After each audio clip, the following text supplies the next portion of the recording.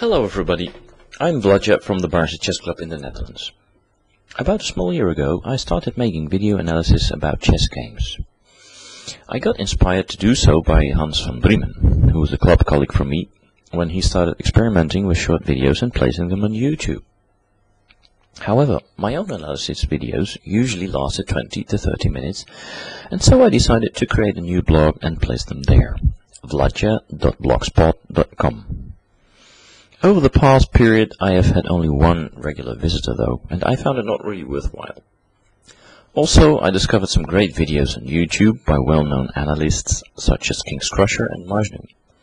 These videos have inspired me to make the leap to YouTube so I can share my ideas with a larger public. There remains one challenge, however: my videos can be no longer than 10 minutes. But of course there are several solutions to that problem. To start out, I want to show you one of the most horrible losses I ever suffered. This season has not been a good season for me, but I suppose that happens when you don't really practice the game and keep training. My understanding of the game is still reasonable, but my tactical and analytical abilities in over-the-board games have deteriorated rather rapidly, I'm afraid.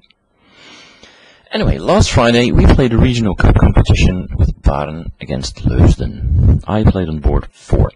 Here is the game in 2 parts. So I was playing white, and my opponent, Mr. Staal, was playing black. The opening is a King's Indian game. And for the first time in my life, I decided to play the 4 pawns attack. Now, the regular move here is c7, c5, and then usually the position turns out to be some kind of Benoni. But my opponent chose knight bd7. Preparing for a counter in the center with e7, e5. I took on e5, d takes e5, and now you wonder why I played d5. I could have taken on e5, of course, but then after a move like knight g4, black will regain the pawn and have a free game for his pieces on the black squares. Also, my own pawn structure is not very pretty. So that's why after d takes e5 I decide to play d5. Now I have a queenside majority, and of course black has a kingside majority, but that one is not so easy to get moving as my queenside majority. Knight c5, attacking this e-pawn, queen c2 protecting, knight h5, wanting to plunk the knight into f4, bishop e3, attacking the knight on c5. And now my opponent, instead of playing something like queen e7, decided to retreat the knight to d7. Now gradually I'm really getting on top of it. Castle's queenside, anticipating knight f4, because now I put my bishop on f1. And so I safeguard it from capture. a6 was played, and now I evict the knight again with g3, knight h5. And I put my bishop back on e2, looking indirectly to that knight on h5 and wanting to capture it at any possible moment, of course. Knight df6.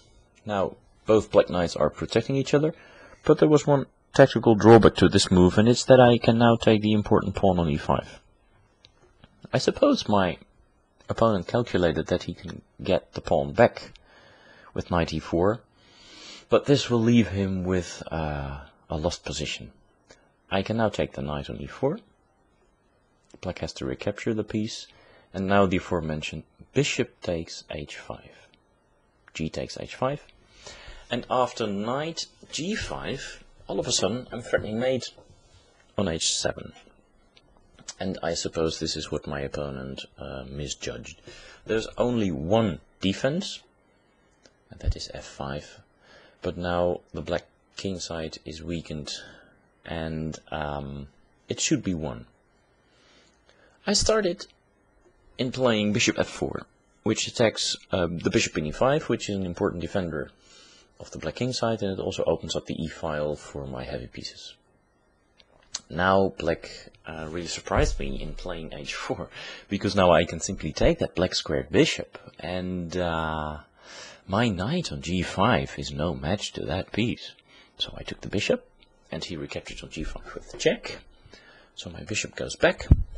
And now we can see that although there are opposite colored bishops, in this case, it would seem that white is playing with an extra piece, because I'm attacking black on the black squares, and his bishop from the light squares cannot really join in the defense, because it's from the light squares. So I thought that at this stage my position should be won. And I started thinking here, okay, how to win this position. And about this thinking process I will tell you a little bit more in part 2. So, see you in